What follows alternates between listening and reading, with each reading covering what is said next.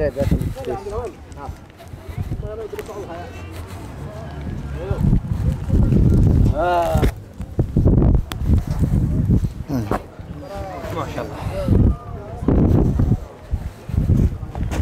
Sıkıntı yok.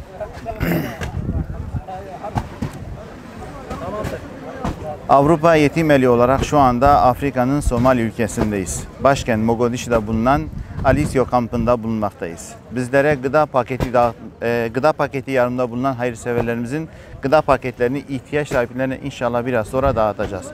Vermiş olduğunuz gıda paketlerinden dolayı Rabbim hayırlarınızı kabul ve makbul eylesin. Afrika, Somali'den selamlar.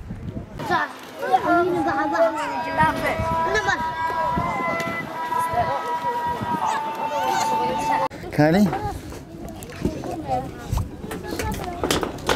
Kom.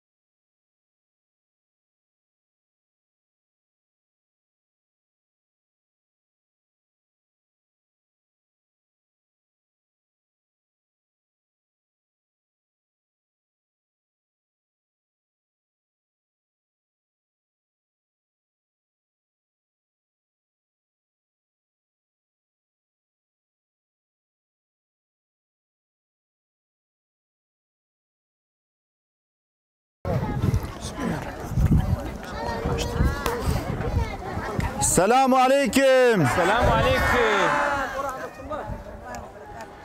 Avrupa Yetim Eli olarak şu anda Afrika'nın Somali ülkesindeyiz. Başkent Mogadishu'da bir kamptayız ve kampta bulunan binlerce mağdur ailelere vermiş olduğunuz gıda paketlerini inşallah biraz sonra kendilerine ikram edeceğiz. Yapılan bu güzel hayırlardan dolayı Rabbim ecrinizi dünya ve ahirette fazlasıyla versin. Şunu da belirtmek istiyoruz. Sadece yardımlarımız burayla kalmayacak ve devamını da inşallah sizlerden de bekliyoruz.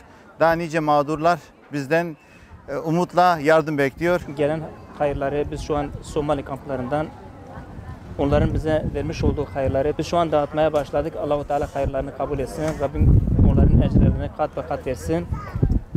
Rabbim onların hayırlarını inşallah daimi kılsın. Allah onlardan razı olsun. Onlar bize güvenip de bu hayırları bize verdiklerinden dolayı bizler de bugün burada bu mağdur ve yetim insanlara onların vermiş olduğu hayırları dağıtmaya çalışıyoruz.